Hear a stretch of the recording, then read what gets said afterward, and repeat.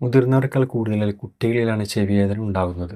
തുടർച്ചയായോ വിട്ടുവിട്ടോ വിങ്ങലായും ചെവിയിനുള്ളിൽ കുത്തുന്നത് പോലെയും ചെവി പൊട്ടിപ്പോകുന്നത് പോലെയുമൊക്കെ വേദന അനുഭവപ്പെടാവുന്നതാണ്. ഇരു ചെവിയിലുമായ ഒറ്റയായിട്ട് വേദന വരാവുന്നതാണ്. കുട്ടിയിൽ കണ്ടുവരുന്ന ചെവിവേദന ലക്ഷണങ്ങൾ എന്തെല്ലാമെന്ന് നോക്കാം. ചെറിയ കുട്ടികൾ മുതിർന്നവരെ പോലെ വേദന എന്ന് പറയണമെന്നില്ല.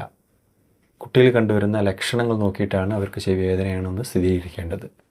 കുട്ടികൾ നിർത്താതെയുള്ള കരച്ചിൽ, പ്രത്യേകിച്ച് രാത്രിയൊക്കെ ഉറക്കമുണർന്ന ശേഷം കുട്ടികൾ നിർത്താതെ കരയുക, അതുപോലെ അസ്വസ്ഥതയും ഉറക്കമില്ലായ്മയും, കുട്ടികൾക്ക് വിശപ്പില്ലായ്മയും, ചെറിയ കുട്ടികളൊക്കെ ആണെങ്കിൽ മുലപ്പാൽ കുടിക്കാൻ താല്പര്യമില്ലായ്മയൊക്കെ കാണിക്കുന്നതാണ്. കുട്ടികൾക്കുണ്ടാകുന്ന പനി, ജലദോഷം, ചെവിയിൽ പഴുപ്പ്, കേൾവിക്കുറവ്, ചെവി പിടിക്കാൻ ശ്രമിക്കുക, ചെവിക്കൂടയിൽ തൊടുമ്പോൾ കരച്ചിൽ, ഛർദിൽ, ബാലൻസ് കുറവ്, ഇത്തരം ലക്ഷണങ്ങളും ശ്രദ്ധിക്കേണ്ടതാണ്. അതിനൊക്കെ കാരണമാകുന്ന രോഗങ്ങൾ എന്തെല്ലാമെന്ന് നോക്കാം. അക്യൂട്ട് ഒട്ടൈറ്റിസ് മീഡിയ എന്ന രോഗമാണ് ഏറ്റവും കൂടുതലായിട്ട് കുട്ടികളിൽ ചെവിക്ക് വേദനയ്ക്ക് കാരണമാകുന്നത്. കൂടുതലും കുട്ടികളിൽ പ്രത്യേകിച്ച് രാത്രി സമയത്താണ് അക്യൂട്ട് ഒട്ടൈറ്റിസ് മീഡിയ മൂലമുള്ള പ്രശ്നങ്ങൾ ഉണ്ടാകുന്നത്. ജലദോഷപ്പനി മൂലം മൂക്കിൽ നിന്നും തൊണ്ടയിലേക്കും തൊണ്ടയിൽ നിന്നും ചെവിയിലേക്കും വേദനയും പഴുപ്പും വ്യാപിക്കുന്നതാണ് പ്രധാന കാരണം. സ്ഥിരമായിട്ട് അക്യൂട്ട് ഒട്ടൈറ്റിസ് മീഡിയ ഉണ്ടാകുന്ന കുട്ടികൾക്ക് കേൾവിക്കുറവിനും ഒരു കാരണമായി മാറാവുന്നതാണ്. അക്യൂട്ട് ഒട്ടൈറ്റിസ് മീഡിയ തന്നെ മാറാതെ കുട്ടികളിൽ സ്ഥിരമായിട്ടുണ്ടാകുന്നുണ്ടെങ്കിൽ അതിനെ ക്രോണിക് ഒട്ടൈറ്റിസ് മീഡിയ എന്ന് പറയാവുന്നതാണ്.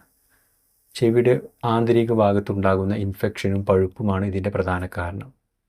അനങ്ങുമ്പോഴും കുട്ടികൾ ചെവിക്കുടയിൽ തൊടുമ്പോഴും ഒക്കെ അവർക്ക് വേദനയും അതുപോലെ ചെവിയിൽ നിന്ന് പഴുപ്പ് വരുന്നതും ഇതിൻ്റെ പ്രധാനപ്പെട്ട ലക്ഷണം. ചെവിക്കുണ്ടാകുന്ന പൂപ്പൽ ബാധ, കർണനാളിൽ നിന്നും ഈർപ്പം കെട്ടി നിൽക്കുന്നതാണ് ഇതിൻ്റെ പ്രധാന കാരണം.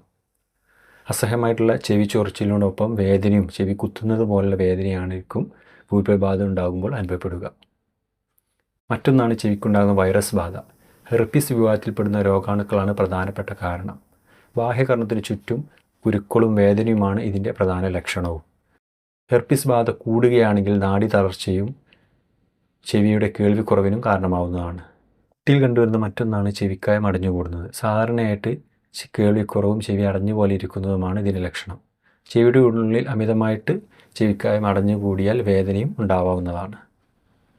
ചെവിയിലെ ഗ്രന്ഥികളുടെ സ്രവങ്ങളാണ് ചെവിക്കായമായി മാറുന്നത്.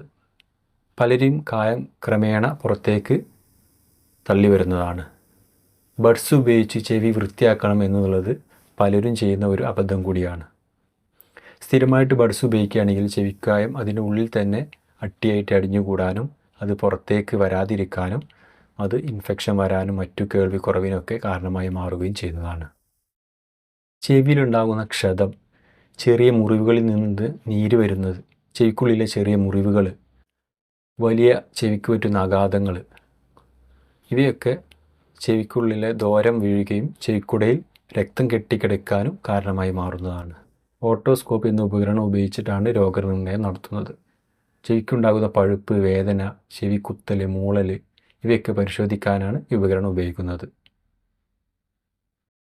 ഇതിലൂടെ രോഗനിർണയം നടത്തുകയും അതിനുവേണ്ട ചികിത്സ നൽകുകയും ചെയ്യുന്നതാണ്. മേൽ പറഞ്ഞതുപോലുള്ള ലക്ഷണങ്ങൾ കുട്ടികൾ കണ്ടുവരുന്നുണ്ടെങ്കിൽ അത് ചെവിക്ക് വരുന്ന ഇൻഫെക്ഷൻ മൂലമാണോ എന്ന് പരിശോധിക്കേണ്ടതാണ്.